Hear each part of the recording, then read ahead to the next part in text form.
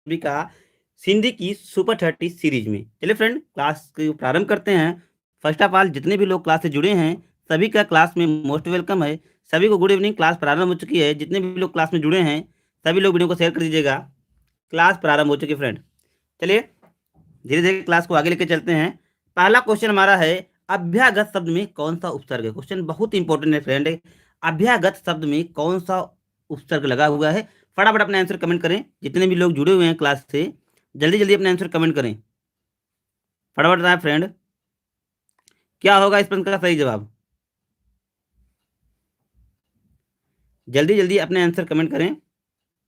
अभ्यागत शब्द में कौन सा उपसर्ग जुड़ा है। पुनः उपसर्ग आ गया है, आप लोग क्लियर करिएगा। उपसर्ग वे शब्दांश होते हैं जो शब्दों के पूर्व में जुड़कर उनके अर्थ में परिवर्तन कर देते हैं। अब बात यहाँ पर अभ्यागत की हुई है। अभ्यागत को यदि हम आपको तोड़ेंगे यहाँ पर तो अभिधन आगत, अभिधन आगत से मिला है, मिलकर बना है आपका अभ्यागत। जाहिर सी बात है, आप समझ चुके होंगे कि यहाँ पर जो उपसर्ग प्रयुक्त हुआ है वह हुआ है अभी। मतलब कौन सा option? Option number C. Option number C the right answer. Option number C की तरफ चलेंगे। जवाब बिल्कुल सही है। जितने भी लोग ऑप्शन नंबर सी कमेंट करें सबके जवाब बिल्कुल सही हैं। बहुत बढ़िया फ्रेंड, काफ़ी लोगों का आंसर बिल्कुल सही है। जो लोग क्लास में अभी आ रहे हैं उनका भी मोस्ट वेलकम है, उनको भी गुड इवनिंग है। क्लास प्रारंभ हो चुकी है। जैसे जैसे जुड़ते जाएं वीडियो को शेयर करते चलिएगा।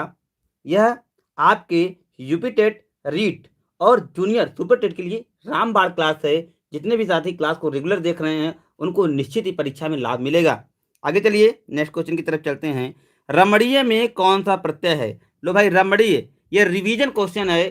फटाफट अपने आंसर कमेंट करिए। रमणीय में कौन सा प्रत्यय है। क्या अनीय है, क्या ई है, क्या रम है, क्या ईडी है। जल्दी से बताइए, जल्दी से अपने आंसर कमेंट कर फ्रेंड। रमणीय में कौन सा प्रत्यय है। यह रिपीटेड प्रश्न है। पहली क्लास में हम लोगों ने इस प्रश्न को हल कर लिया है, इसलिए जल्दी से अपने आंसर कमेंट कर दीजिएगा। बहुत बेहतर, फटाफट अपने आंसर कमेंट करें। क्या होगा इसका सही जवाब, जल्दी जल्दी बताएं फ्रेंड कि रमणीय में। बहुत बेहतर, ऑप्शन नंबर ए वाले जितने भी साथी हैं सबके जवाब बिल्कुल सही हैं।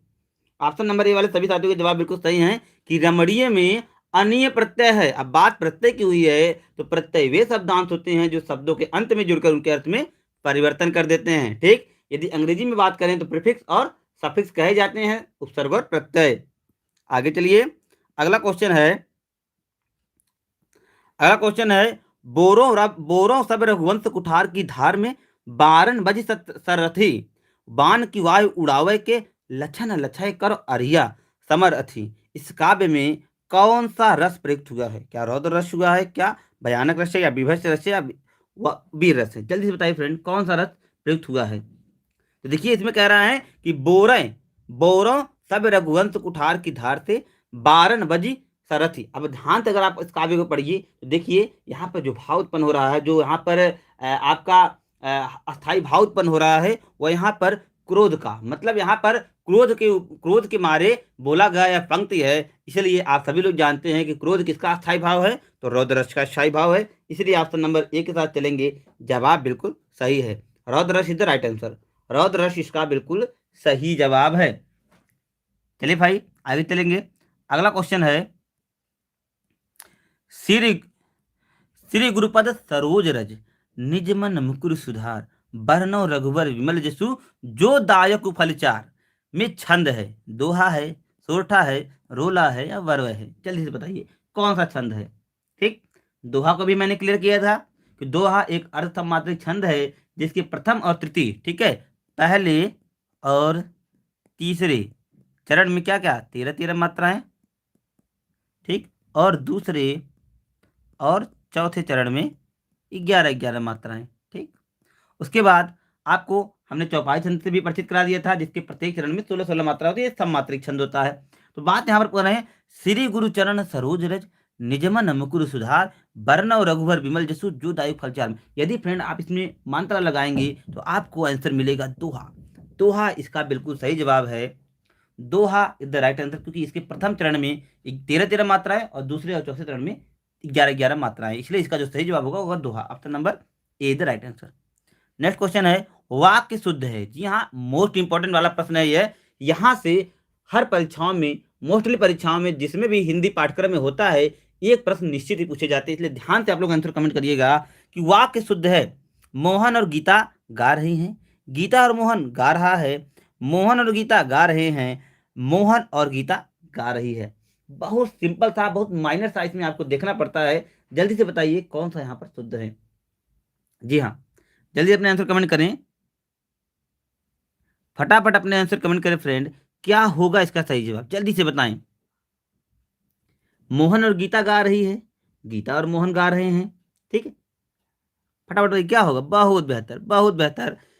जितने भी लोग ऑप्शन नंबर सी कमेंट करें सबके जवाब बिल्कुल सही हैं। मोहन और गीता गा रहे हैं, क्योंकि एक से अधिक होने पर जो होता है वह बहुवचन का बोध होना चाहिए, मतलब मोहन और गीता गा रहे हैं, यह इसका बिल्कुल सही जवाब हो जाएगा। Option number C the right answer. बहुत बेहतर फ्रेंड। काफ़ी लोग लगता है इम्प्रूवमेंट धीरे धीरे हो रही है, क्योंकि काफ़ी आंसर आप लोग बिल्कुल सही कमेंट कर रहे हैं। इसे लग रहा है कि निरंतर क्लास में जुड़े रहने से आप लोगों में प्रोग्रेस दिन ब दिन अच्छी होती जा रही है और आंसर आपके सटीक आ रहे हैं। बिल्कुल ऑप्शन नंबर सी जिन लोगों ने कमेंट किया है सबके जवाब बिल्कुल सही हैं। आगे चलिए भाई, अगला क्वेश्चन है, इन शब्दों में कौन सा शब्दकोश सबसे अंत में आएगा। बहुत बढ़िया प्रश्न है, जल्दी से दिमाग लगाइए, आंसर कमेंट करिए। क्या क्ल्यू होगा, क्या क्रम होगा, क्या कृषक होगा, क्या किसान होगा। फटाफट बताए फ्रेंड, कौन सा हिंदी शब्दकोश में सबसे अंत में आएगा, जल्दी से बताइए। आपके वर्णमाला, आपके वर्णमाला का ज्ञान इस प्रश्न को सही करा देगा। तो बताइए भाई क्या होगा सही जवाब, फटाफट बताएं फ्रेंड, क्या होगा इस प्रश्न का सही जवाब। जल्दी से आंसर कमेंट करें। जी हाँ जी, बहुत बढ़िया, बहुत बढ़िया। ऑप्शन नंबर ए वाले सभी साथियों के जवाब बिल्कुल सही हैं। Clue is the right answer. Clue इसका बिल्कुल सही और सटीक आंसर है। ऑप्शन नंबर ए के साथ चलेंगे, जवाब बिल्कुल सही है।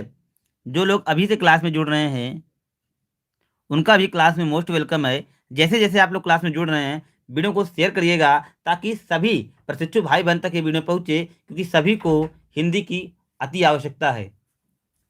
हिंदी आपकी परीक्षा में आपके अच्छे अंक अर्जित करने में एक महत्वपूर्ण भूमिका अदा करता है, इसलिए स्वयं जुड़िएगा और सभी साथियों को शेयर करिएगा। आगे चलेंगे अगले क्वेश्चन की तरफ। अगला क्वेश्चन है, चराचरम जगत में कौन सा समास है। चराचरम इसलिए जगत में कौन सा समास है, क्या तत्पुरुष समास है, या द्वंद्व समास है, या बहुब्री है, या कर्मधारय है। जल्दी से बताइए, चराचरम जगत में कौन सा समास है। तो देखिए, आसानी से मैंने आपको पहचान बताया है कि योजक चिन्ह का लोप हुआ है। मैंने आपको पिछले क्लास में बता दिया था कि जिन शब्दों के बीच में योजक चिन्ह का लोप होता है वहां पर दोनों पद प्रधान होते हैं, मतलब वहां पर द्वंद्व समास की उत्पत्ति होती है। कहाँ है भाई द्वंद्व, ऑप्शन नंबर बी की तरफ है द्वंद्व, तो बी को टिक कर दीजिए, आंसर बिल्कुल सही है। ठीक, आंसर इसका बिल्कुल सही है। जैसे आपने देखा होगा माता पिता भाई बहन, ये बहुत सारे एग्जाम्पल आपके द्वंद्व समास के एग्जाम्पल हैं, इसलिए option number B is the right answer.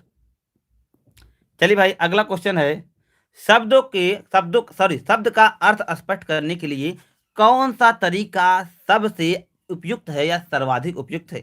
वाक्य प्रयोग, व्याख्यान, भ्रमण, चित्र निर्माण। जल्दी से बताइए।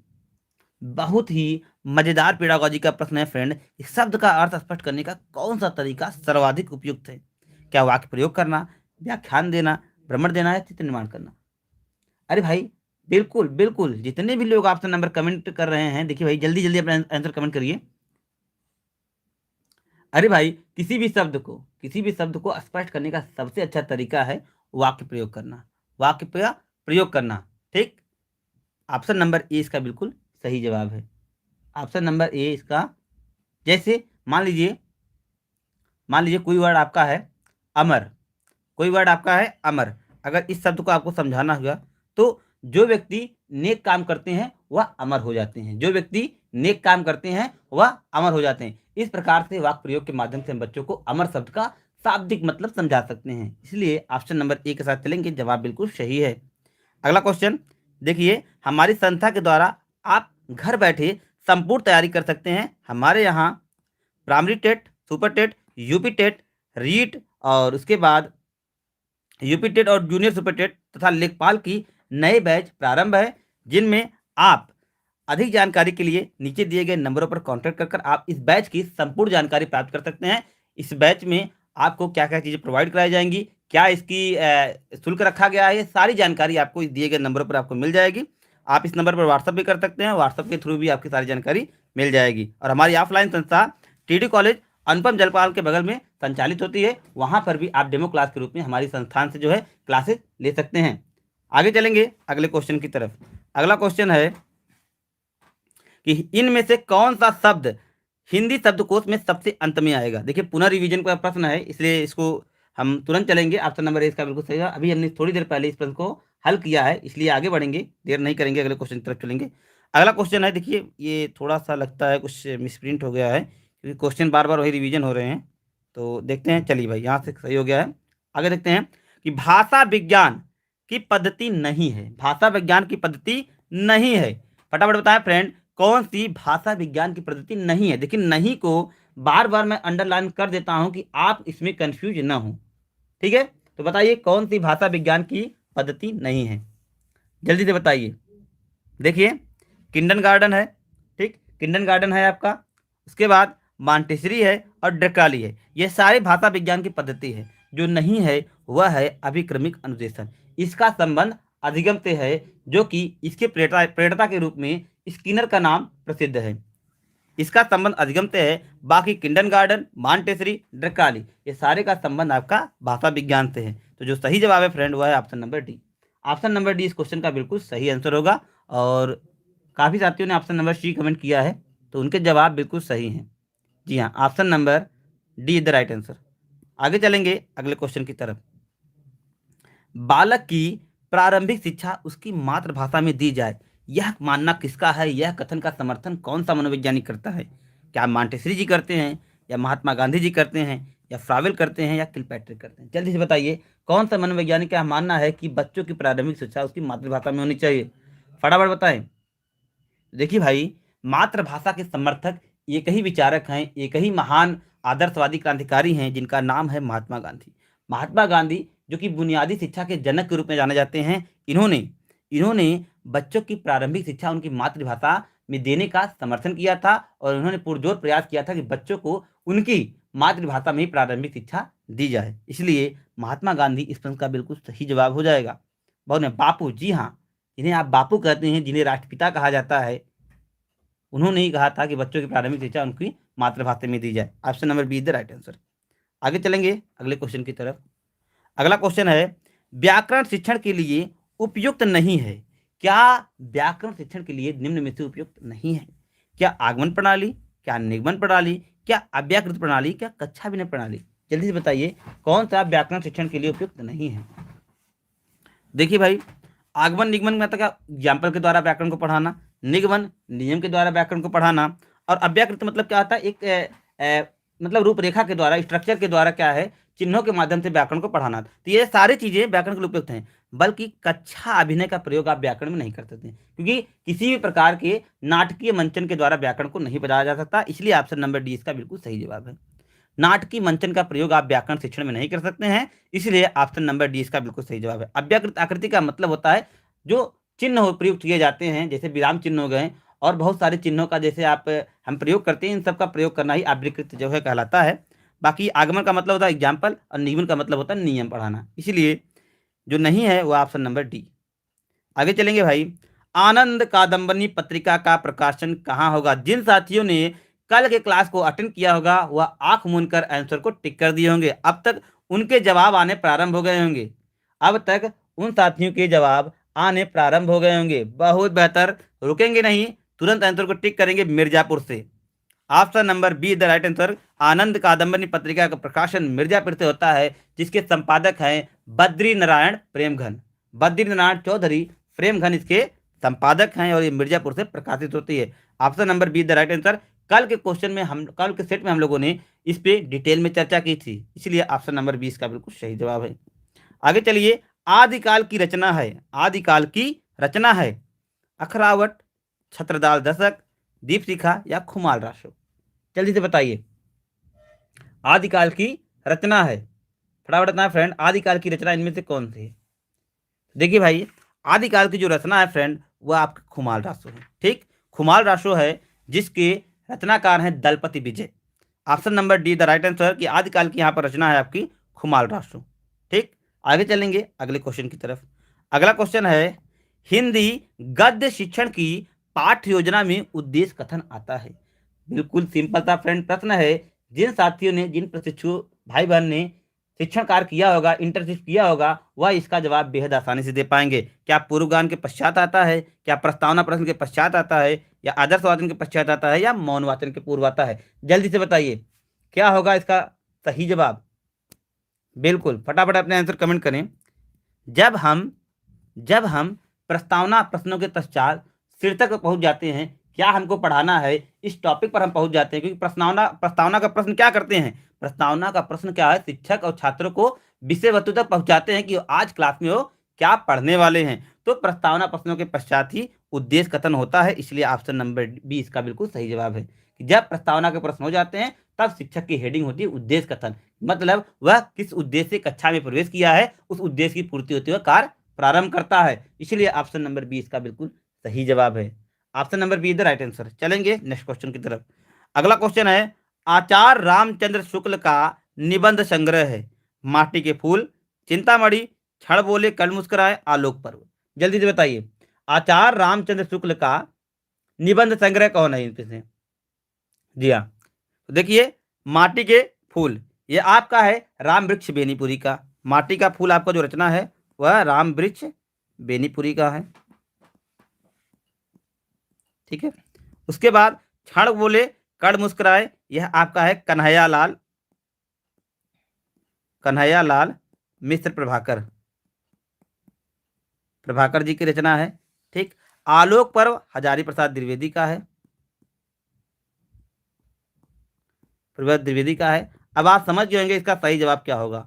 बिल्कुल आप सभी के जवाब बिल्कुल सही हैं। Chintamani the right answer. Acharya Ramchandra Shukla की जो आपके निबंध संग्रह है चिंतामणि है। ऑप्शन नंबर बी इसका बिल्कुल सही जवाब है। जी हाँ, ऑप्शन नंबर बी जिन साथियों ने कमेंट किया है सबके जवाब बिल्कुल सही हैं। Chintamani the right answer. जी हाँ, नेक्स्ट क्वेश्चन की तरफ चलेंगे। अगला है राष्ट्रवादी कवि रामधारी सिंह दिनकर को उर्वशी के लिए ज्ञानपीठ पुरस्कार किस वर्ष प्रदान किया गया था? राष्ट्रवादी कवि रामधारी सिंह दिनकर को उर्वशी के लिए ज्ञानपीठ पुरस्कार किस वर्ष प्रदान किया गया था? 71 में, 72 में, 73 में, या 74 में? फटाफट बताएं फ्रेंड।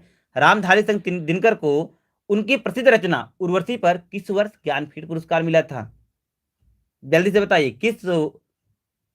किस वर्ष ज्ञानपीठ पुरस्कार मिला था? जल्दी से बताएं फ्रेंड, फटाफट अपना आंसर कमेंट करें क्या होगा सही जवाब। जी हाँ, जी हाँ, बिल्कुल बिल्कुल बिल्कुल option number B the right answer. Option number 20 का बिल्कुल सही जवाब होगा। ऑप्शन नंबर 20 का बिल्कुल सही जवाब होगा। आप सभी के लिए एक नया प्रश्न है, 55वां ज्ञानपीठ पुरस्कार किसे मिला है?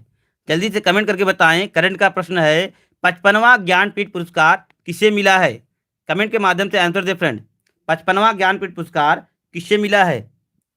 अगला क्वेश्चन, निरामिष किसे कहते हैं? ए मांस रहित भोजन, मोक्ष का इच्छा, रात में विचरण करने वाला, या मृत्यु का इच्छुक? जल्दी बताइए निरामिष की संज्ञा किसे देते हैं? फटाफट आए फ्रेंड, निरामिष की संज्ञा हम किसे देते हैं? फटाफट अपने आंसर कमेंट करें। जल्दी जल्दी अपने आंसर कमेंट करें कि निरामिष की संज्ञा हम किसे देते हैं? अरे भाई वह व्यक्ति जो मोक्ष का इच्छुक होता है उसे ही तो निरामिष कहा जाता है, इसलिए ऑप्शन नंबर 20 का बिल्कुल सही जवाब है। Option number B the right answer. जी हाँ, मेरे पूछे गए क्वेश्चन का अभी तक किसी ने आंसर कमेंट नहीं किया, जल्दी जल्दी आंसर कमेंट करिए भाई। 55वां ज्ञानपीठ पुरस्कार किसे मिला है? जी हाँ, चलिए आगे बढ़ते हैं। सहद शब्द है, तस्यम है, तद्भव है, देशज है, आगत है? जल्दी से बताइए सहद शब्द कैसा है? तद्भव है, तस्यम है, क्या है भाई? देशज है, विशेषक है, आगत है? सहद शब्द किस प्रकार का शब्द है? फटाफट बताएं फ्रेंड। जी हाँ, अकितम अकितम अच्युतम नंबोदरी। अकितम अच्युतम नंबोदरी इसका बिल्कुल सही जवाब है। ये करंट का क्वेश्चन है। अकितम अच्युतम नंबोदरी को 55वां ज्ञानपीठ पुरस्कार मिला है। बिल्कुल एक साथी ने हमारा बिल्कुल सही आंसर कमेंट किया है, अकितम अच्युतम नंबूदरी उनका पूरा नाम है। उनको मलयालम, जी हाँ, मलयालम भाषा के लिए 55वां ज्ञानपीठ पुरस्कार प्रदान किया गया था और पहला भी मलयालम भाषा के लिए ही दिया गया था। इसलिए ऑप्शन नंबर, इस क्वेश्चन पर आते हैं, सहज शब्द का जो जो शब्द है वो हमारा आगत शब्द है। ऑप्शन नंबर डी इसका बिल्कुल सही जवाब है। जो सहज शब्द है वो हमारा आगत शब्द है। इसलिए जी हाँ, बहुत बढ़िया, option number D is the right answer. Option number D इस प्रश्न का बिल्कुल सही जवाब है कि जो सहज शब्द है वह आगत शब्द है, मतलब कहीं और से इसको हमने लिया है, जो हिंदी भाषा में इसको सम्मिलित किया है उसे ही आगत शब्द कहते हैं। ठीक है, option number D the right answer. आगे चलेंगे, वनिता, वनिता का प्रयोग किस अर्थ में होता है? ए जंगल के अर्थ में, बी स्त्री के अर्थ में, सी पुस्तक के अर्थ में और डी व्यवसाय के अर्थ में। तो बताइए भाई, वनिता का अर्थ किस अर्थ में हम प्रयोग करते हैं? जिन लोगों ने पत्रिका पढ़ी होगी वो जरूर जानते होंगे कि वनिता का जो अर्थ होता है वह स्त्री के सेंस में होता है, क्योंकि स्त्री के ऊपर एक पत्रिका आती है जिसका नाम ही वनिता है। स्त्रियों के ऊपर एक पत्रिका आती है जिसका नाम ही वनिता है। इसलिए ऑप्शन नंबर बी इसका बिल्कुल सही जवाब है। ऑप्शन नंबर बी इसका बिल्कुल सही जवाब है कि स्त्री के लिए प्रयोग किया जाता है वनिता, एक पर्यायवाची है यह स्त्री की, वनिता। इसलिए option number B is the right answer इसका। आगे चलेंगे, अगला क्वेश्चन, मुकुंद किसका पर्याय है? मुकुंद शब्द किसका पर्यायवाची है? क्या विष्णु का है, क्या शिव का है, क्या सूर्य का है, क्या कामदेव का है? फटाफट बताएं फ्रेंड, मुकुंद किसका पर्यायवाची है? फटाफट अपने आंसर कमेंट करिए, मुकुंद किस का पर्यायवाची है? जी हाँ, चलिए भाई, मदन है कामदेव का। ठीक है, मदन है, यहाँ पर कामदेव नहीं होगा, जवाब होगा विष्णु। विष्णु इसका बिल्कुल सही जवाब होगा कि मुकुंद का जो पर्याय है वह विष्णु का पर्याय है, मदन है कामदेव का। ठीक है, आगे चलेंगे अगले क्वेश्चन पर। अगला क्वेश्चन है, कारी नलिनी तू कुम्हालनी, तेरे ही नाल सरोवर पानी, पंक्ति के रचनाकार कौन है? जयसी, रैदास, कबीर, दादू। जल्दी से बताइए, किसने लिखा है कार्य नलिनी तू कुम्हालनी, तेरे नाल सरोवर पानी? जल्दी से बताइए। ये प्रसिद्ध सूफी कवि की रचना है। जल्दी से आप लोग आंसर कमेंट करिए। जी हाँ, सूफी कवि। तो सूफी कवि में एक ही का नाम फेमस है, जो है आपके रैदास। प्रभु तुम चंदन मैं पानी, प्रभु तुम चंदन मैं पानी, जो यह पंक्ति लिखी है वही रैदास जी हैं। इन्होंने ही लिखा है कार्य नलिनी तू कुम्हालनी, तेरे नाल सरोवर पानी जी की रचना है। इसलिए option number B the right answer. ठीक, चलिए कुछ लोग कमेंट करें सर नीरा मिश्रा आपने गलत बताया है, तो हो सकता है, गलती हो सकती है, ह्यूमन नेचर है ये, तो मिस्टेक हो सकती है। फिलहाल हम इसको एक बार चेक कर लेंगे। आप लोग बोल रहे हैं तो हो सकता है, क्योंकि ये जो ह्यूमन एरर है, ये ह्यूमन आपका नेचुरल है, किसी से भी गलती हो सकती है, तो हो सकता है यहाँ पर प्रॉब्लम हो सकती है। तो फिलहाल हम एक बार चेक कर लेंगे तो क्या होगा इसका। जैसे हमने मोस्ट की इच्छा बताई, एक बार हम इसको चेक कर लेंगे, आप तक भी सही हो सकते हैं। ठीक है, आगे चलेंगे अगले क्वेश्चन की तरफ। करपट का तद्भव रूप है? कपट, कारपट, कपूर या कपड़ा? तो भाई देखिए, करपट जो तत्सम शब्द है कपड़े का, कपड़ा का तत्सम शब्द है करपट। तुरंत आंसर कमेंट करिए, ऑप्शन नंबर, जी हाँ, option number D is the right answer. Option number D इसका बिल्कुल सही जवाब है। करपट जो तद्भव रूप है, सॉरी तत्सम रूप है, वह कपड़े का है। ठीक है, आगे चलेंगे अगले क्वेश्चन की तरफ। अगला क्वेश्चन है,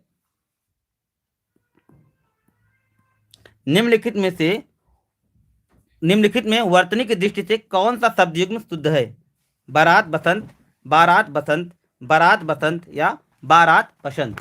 बताइए जल्दी से, कौन सा वर्तनी की दृष्टि से शुद्ध है? जल्दी से बताइए फ्रेंड, वर्तनी की दृष्टि से शुद्ध है, फटाफट कमेंट करके बताइए। बारात वसंत, बारात वसंत, वरात वसंत या बारात बसंत? जल्दी से बताइए, फटाफट अपने आंसर कमेंट कर फ्रेंड। कौन सा यहाँ पर वर्तनी की दृष्टि से शुद्ध है? कहने का मतलब कि व्याकरण की दृष्टि से शुद्ध है। जी हाँ, जल्दी जल्दी आंसर कमेंट करिए। जी हाँ, काफ़ी लोगों के आंसर डिफरेंट आ रहे हैं। तो चलते हैं सही जवाब की तरफ। सही जवाब है ऑप्शन नंबर बी, बारात और वसंत। बारात और वसंत इसका बिल्कुल सही जवाब है। जी हाँ, बारात और वसंत इसका बिल्कुल सही जवाब है। B is the right answer. अगला क्वेश्चन, अर्ध स्वर हैं, अर्ध स्वर हैं। चलिए भैया, वह ई उ, ऋषिली और आपका ऋषि और ख, जल्दी से बताइए। अर्ध स्वर हैं। तो भाई देखिए, आप सभी लोग जानते हैं, यदि आप सभी लोगों ने वर्णमाला को अच्छे से पढ़ा होगा तो आप सभी लोग जानते हैं कि अर्ध स्वर एक ही है, य और वह। य और वह को अर्ध स्वर हम कहते हैं, क्योंकि इनके उच्चारण में आधे स्वर जितनी ऊर्जा व्यय होती है, इसलिए इनको हम अर्ध स्वर कहते हैं। ऑप्शन नंबर ए इसका बिल्कुल सही जवाब है। य और वह को अर्ध स्वर की संज्ञा दी जाती है। आगे, चोर की दाढ़ी में तिनका मुहावरे का सही अर्थ है। अपराधी का अपनी दाढ़ी खुजलाना, अपराधी का शंकाग्रस्त होना, अपराधी की पहचान हो जाना, अपराधी को का अपनी पहचान छुपाना। तो भाई, चोर के दाढ़ी में तिनका बड़ा ही प्रसिद्ध सा मुहावरा है। आप सभी लोग बताइए क्या होगा इसका अर्थ। देखिए भाई, आप सभी को अकबर और बीरबल की कहानी याद आनी चाहिए। अकबर यहाँ पर बीरबल की चतुराई से कैसे उन्होंने चोर को पकड़ा था। यदि आपको कहानी याद होगी तो आपका आंसर बिल्कुल सही होगा। काफ़ी साथियों के आंसर बिल्कुल सही हैं। कैसे चोर अपनी लकड़ी को पहले ही काट लेता है जैसे वह बढ़े न, क्योंकि वह चोर जो होता है वह शंकाग्रस्त हो जाता है। कहने का मतलब पहले से ही डरा हुआ हो जाता है, इसलिए कहते हैं ना, चोर की दाढ़ी में तिनका। Option number B is the right answer. आगे चलेंगे। एक एक बार कही बात दोहराए एक बार कही बात को दोहराते रहना वाक्यांश के लिए शब्द होगा। आगार, प्राकथन, पृष्ठपोषण, प्रस्तावना। एक बार कही बात को दोहराते रहना वाक्यांश के लिए एक शब्द क्या होगा, जल्दी से बताइए, फटाफट बताएं फ्रेंड, क्या होगा इसका सही जवाब। तो देखिए भाई, एक बार कही गई बात को दोहराने का मतलब होता है पृष्ठपोषण, मतलब फीडबैक देना। ऑप्शन नंबर सी इसका बिल्कुल सही जवाब है। Option number C the right answer. एक बार कही गई बात को दोहराने रहना मतलब क्या होता है, पृष्ठपोषण देना या फीडबैक देना। Option number C the right answer. आगे चलेंगे अगले क्वेश्चन की तरफ फ्रेंड। अगला क्वेश्चन है, बुद्धहीन। बुद्धहीन शब्द में व्याकरण की दृष्टि से किस संवर्ग में है? क्या ज्ञान में, संज्ञा में है, सर्वनाम में है, विशेषण में है, क्रिया में है? जल्दी से बताइए। बुद्धहीन जो शब्द है वह व्याकरण की दृष्टि से किस संवर्ग में आएगा? क्या संज्ञा में रखा जाएगा, क्या सर्वनाम में रखा जाएगा, क्या विशेषण में रखा जाएगा? जल्दी से बताइए। जैसे कहेंगे, मोहन बुद्धहीन लड़का है। मोहन बुद्धहीन लड़का है, तो मोहन की विशेषता क्या है? बुद्धहीन। मोहन की विशेषता क्या है? बुद्धहीन। मतलब जाहिर सी बात है, वह लड़का मतलब ये विशेषण को शो कर रहा है। बुद्धहीन शब्द विशेषण को शो कर रहा है, इसलिए ऑप्शन नंबर सी इसका बिल्कुल सही जवाब हो जाएगा। आगे चलेंगे अगले क्वेश्चन की तरफ। छत से ईंट गिरी वाक्य में कौन सा कारक है? देखिए, छत से ईंट अलग हो रहा है। छत से ईंट अलग हो रहा है मतलब अपादान की स्थिति उत्पन्न हो रही है, इसलिए आंख मूंद कर जल्दी से आंसर कमेंट कर दिएगा। ऑप्शन नंबर ई इसका बिल्कुल सही जवाब है। कर्ता ने कर्म को करण से संप्रदान को लिए अपादान से अलग होने के लिए अधिकरण में पर और संबोधन हे हो अरे। ठीक है, ये आपके कारक के चिन्ह हैं, इसको याद रखिएगा। कारक संबंधित प्रश्न कभी नहीं गलत होंगे। आगे चलेंगे अगले क्वेश्चन की तरफ। अगला क्वेश्चन है, महोर्मी। महोर्मी का संधि विच्छेद है महधन उर्मी, महाधन उर्मी, महोधन उर्मी और महधन उर्मी। जल्दी से बताइए, महोर्मी का सही संधि विच्छेद क्या है? फटाफट अपने आंसर कमेंट करें फ्रेंड कि महोर्मी का सही संधि विच्छेद क्या है। फटाफट बताएं, जल्दी से अपना आंसर कमेंट करें फ्रेंड। महोर्मी का सही संधि विच्छेद क्या होगा? तो देखिए, महोर्मी का जो सही संधि विच्छेद होगा वह होगा आपका महाधन उर्मी। महाधन उर्मी, ये इसका बिल्कुल सही जवाब होगा। महाधन उर्मी इसका ऑप्शन नंबर सी बिल्कुल सही जवाब होगा। Option number C the right answer. आगे चलेंगे अगले क्वेश्चन की तरफ। समिष्टि का विलोम शब्द है। समिष्टि का विलोम शब्द है। ए विशिष्ट, बी अपशिष्ट, सी अपुष्टि और डी व्यष्टि। तो बिल्कुल सिंपल था फ्रेंड, ये प्रश्न है। समिष्टि का विलोम हमेशा व्यष्टि होता है। ऑप्शन नंबर डी इसका बिल्कुल सही जवाब है। समिष्टि का विलोम शब्द व्यष्टि होता है। तो ये था फ्रेंड आज के हमारे हिंदी के 30 टॉप क्वेश्चन, इसको हम लोगों ने यहाँ हल कर दिया है। मिलते हैं आपसे नेक्स्ट लेक्चर में, तब तक के लिए best of luck, thank you, goodbye and take care.